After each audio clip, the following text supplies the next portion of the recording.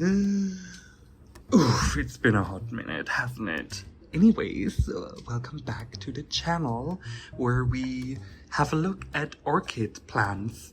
Aujourd'hui, which is French, it means today. Or subscribing might not be worth it, but it's also not optional, so just do it.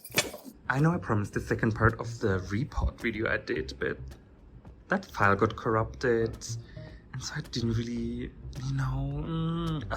do I pull them out of the pot again and re-repot? I don't think so. That's why I'm doing a quick collection update today, and because I know it's not going to be quick, this is going to be split into several videos.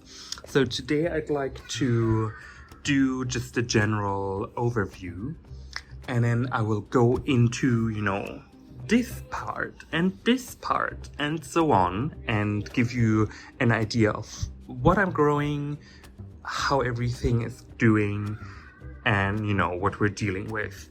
I think this is a really good moment in time also to document the progress for myself, because 3 months ago these plants moved from inside to the outside, and they've been growing on this balcony for 3 months now. Oh my god, there's a wasp literally doing waspy things with the plants. Oh my god, ma'am, who are you and what art thou doing? Bye.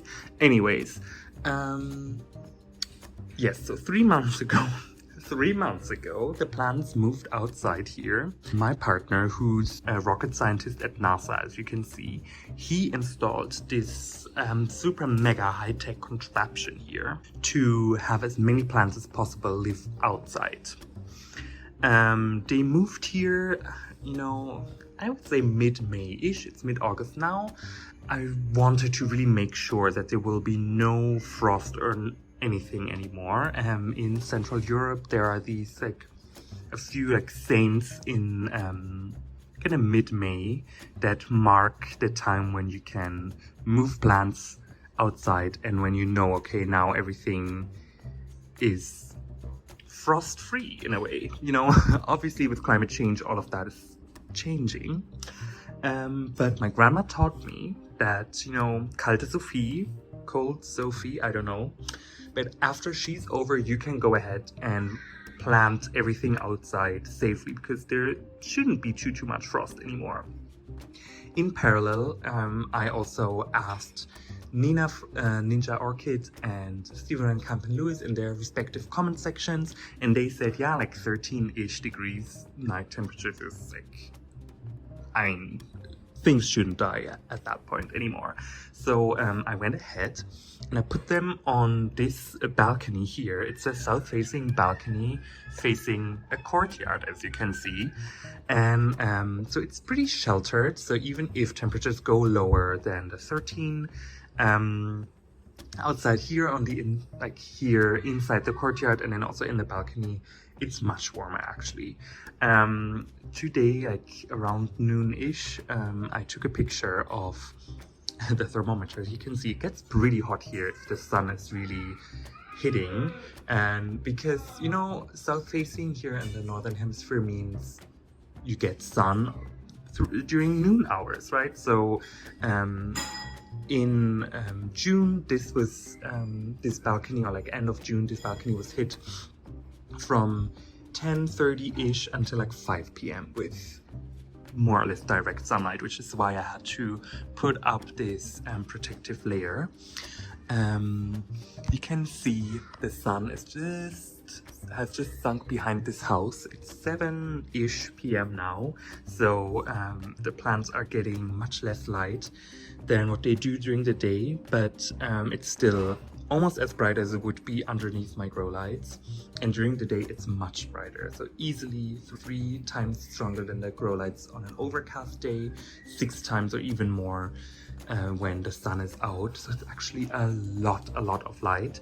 And I don't know if you've already spotted them, but there are some plants that took offense with that. Even this Lilia anceps, you can see burned. So this is definitely one of the biggest drawbacks I found, that the plants just do not love the sun as much as I thought they would, especially this Cattleya Borchevicii, which I expected would do really well in bright light, because that's what everyone said. Oh my god, make sure you get them in the light, like, oh my god, you know, get them booming, they need bright light. I'm like, clearly they don't.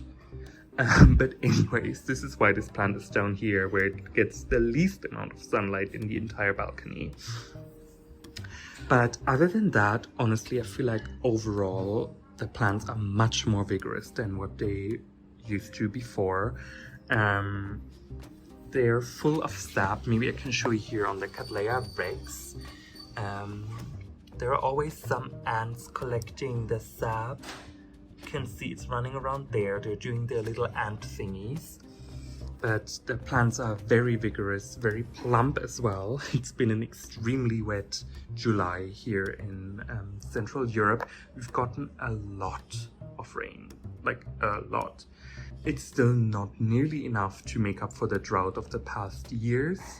I have, maybe I'll put it on the screen. There's a picture here, just like the state of the soil in Germany, and also kind of regions close to the border, and you can really see how dry the soil is in the deeper layers. You know, it's been raining a lot, but now it's been again a few days with no rain, so the top layers are drying out again. So yeah, I think I read a statistic somewhere that said we would need 2 years of straight rain to make up for all the lost water, or all the water that we missed.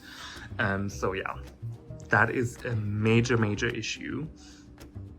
But this July has been pretty rainy, and so even though I haven't watered in a while now, these plants received rainwater, which is realistically the best water for them. And I feel like they're doing really well with that. And it also kind of helps me not to, you know, have to fuss over them too much. So, however, now that, you know, it hasn't rained in a while, I'm gonna have to water them again soon. Can see, you know, things are kind of getting a bit drier. I don't know if you can, you know, the moss is drying out slowly. So that is always a good sign that it's time again. But realistically, the sunlight and the energy they're getting, I feel like, has really helped them to put out, you know, really healthy growth. Like, have quite the size jump for many of them. I don't know how easily visible that is going to be, but look here, this is quite the size increase. Also here, if you see what we had before and now after moving outside, I mean, of course, as plants mature, the new growth will always be bigger.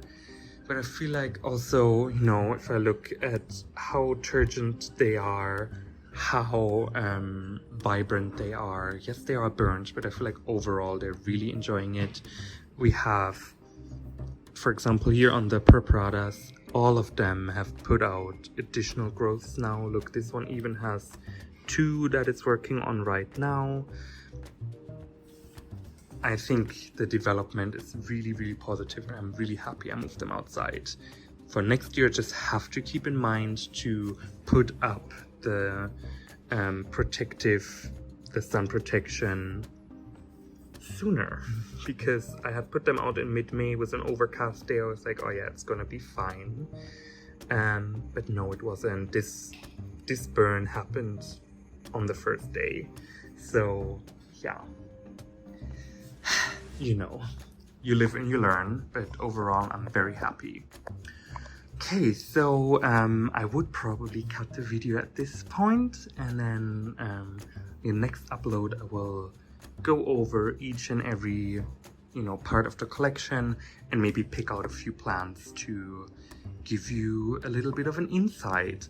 And yeah, I have some time right now while my dough for my aloo parathas is, you know, resting and getting its shit together.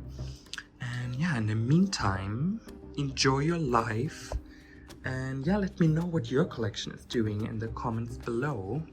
I'd love to read, you know, what you've been struggling with, what you've been enjoying, and all of that stuff. So Until next time, see you later. Boom.